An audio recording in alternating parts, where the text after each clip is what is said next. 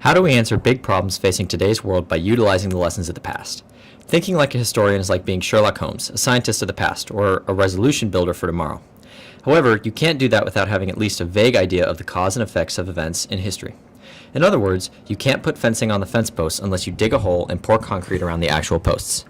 In the 910 program, you get to tailor your education to your own interests. However, it's vital that you know the fence posts of history in order to understand the cause and effect. Then you can solve the problems of tomorrow. This video is an attempt to achieve that goal, so let's get started.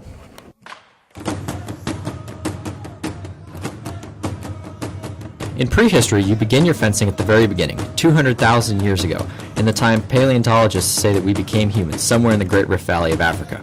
We were small bands of hunter-gatherers moving around in a tiny area of the globe. But then, about 60,000 years ago, humans began to venture out of Africa as the climate became more sustainable. Things changed drastically when about 10,000 years ago, in the Levant and Fertile Crescent region, humans developed an efficient way to obtain food, and thus the agricultural revolution was born. It's important to note that other places in the world developed these farming techniques independently from sometime shortly after the Levant did. Agriculture quickly led to the origins of our first great empires in 600 BC, such as Sumer, which eventually becomes the Babylonian Empire. It is here that the first text documents are found, like Gilgamesh. The advancements in writing, along with the advancements in agriculture, greatly accelerate our innovation, but it is only because of the advancements in prehistory and surplus and specialization that we can even begin to understand the rest of our story.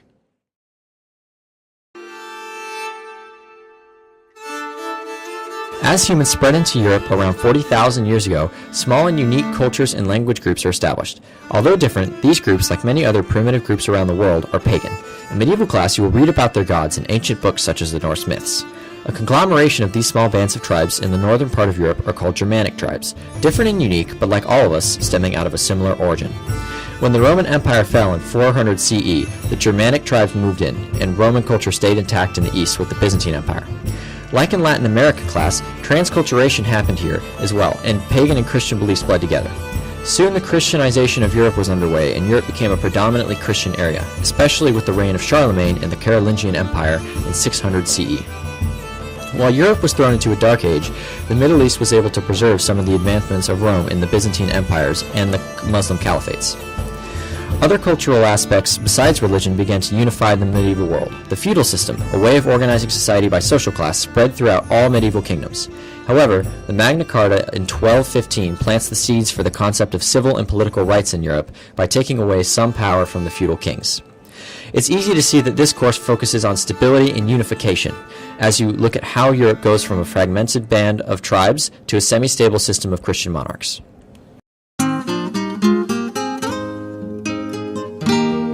In Latin American history, the focus is on transculturation. Beginning with the exploration of the Mayan, Incan, and Aztec empires as they existed before the arrival of the Spanish, the similarities and differences between these empires and the Spanish Empire are investigated. After the arrival of Columbus, the process of transculturation begins. In 1492, Columbus sailed the ocean blue, and the Jews and Muslims were evicted from Spain, exemplifying the intolerance that would impact the relationships between the Europeans and the cultures of Central and South America. With the conquistadors, the culture of the Americas drastically changed as globalization and the Columbian exchange changed the unique cultures into something new, the Latin American identity. This transculturation of peoples is what highlights this area of study. As this new identity solidified, the colonies began to successfully push for independence from Europe.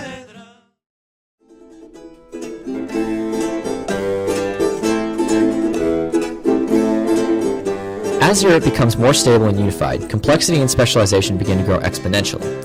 One of the first cities to flourish economically and consequently develop socially, culturally, and economically in all areas of society was Florence, Italy, and presto, the Renaissance is born. Italy, being perfectly located geographically on the Mediterranean, became specialized in all things naval. The Crusades in the Middle Ages brought people to Italy to buy boats and to go to the Holy Land. This economic boom allowed different European powers to specialize in different industries, which eventually led to mutually cooperating city-states, most of the time. The Treaty of Lombard in 1177 is an example of unifying a fragmented Italy under the promise of commerce, instead of fighting noble fiefs. As Europe slowly diversified and economies began to grow, people had greater access to education. The wealthy began to read classical works that had been forgotten about in the Middle Ages.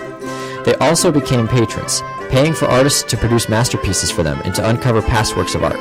This patronage led to a growing number of critical thinkers emerging in society. These humanists, in their critiques of society, created problems that started to bubble up in Italy in the 1400s. Humanistic thinking began to spread from Italy to the rest of Europe, and eventually priests began to, in their humanistic ways, question the Catholic Church.